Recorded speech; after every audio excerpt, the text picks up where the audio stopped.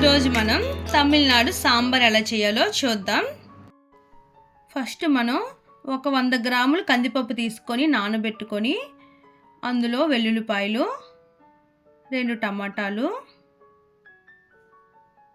కొంచెం పసుపు, జీలకర్ర వేసి ఒక 3-4 విజిల్ వేయించుకొని ఉడకబెట్టి పెట్టుకోండి. ఈ సాంబార్కి కావాల్సిన పదార్థాలు ఏంటో మనం ఈ లోపల చూద్దాం.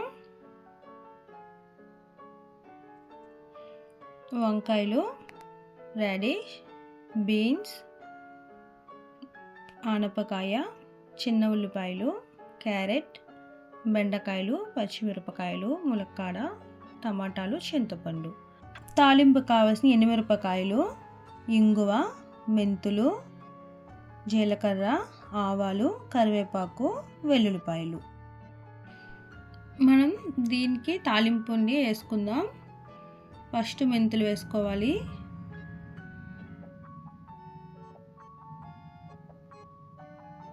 అవి ద్వారగా వేపుకొని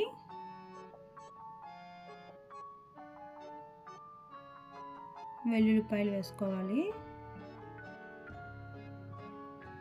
మనం సాధారణంగా సాంబారు చారు పెడితే తాలింపు లాస్ట్లో వేసుకుంటామండి, కానీ ఈ సాంబార్కి మట్టు తాలింపు ముందుగానే పెట్టుకోవాలి.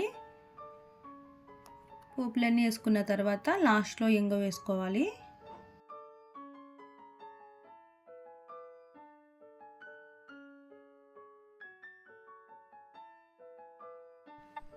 ఇందులో ఒక్కొక్క కాయగూరలు వేసుకోవాలి. మీకు ఇంకా ఏదైనా కాయగూరలు ఇష్టమైతే అది కూడా ఇందులో చేర్చుకోవచ్చు. ఇదే సాంబార్లో మామిడికాయ కూడా వేసుకుంటే ఇంకా సూపర్గా ఉంటుందండి. బెండకాయ, టమాటా మట్టు కొంచెం ఆగి వేసుకోవాలి. ఉప్పు వేసి బాగా మగ్గించాలి. ఈ కాయగూరలన్నీ సగం మగ్గాక బెండకాయలు వేయాలి. బెండకాయలు కూడా మగ్గాక లాస్ట్లో టమాటా వేసి బాగా మగ్గించాలి. టమాటాలు దాంతోపాటు కొంచెం పసుపు కూడా వేసుకోండి.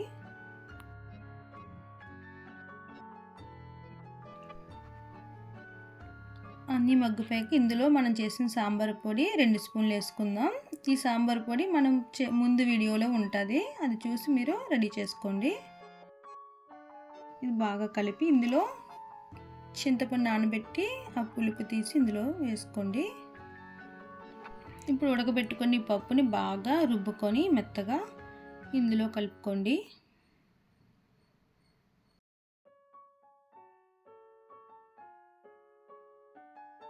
లాస్ట్లో కరివేపాకు, ఉప్పు వేసి ఒక 10 నిమిషాలు బాగా మరిగించుకోండి.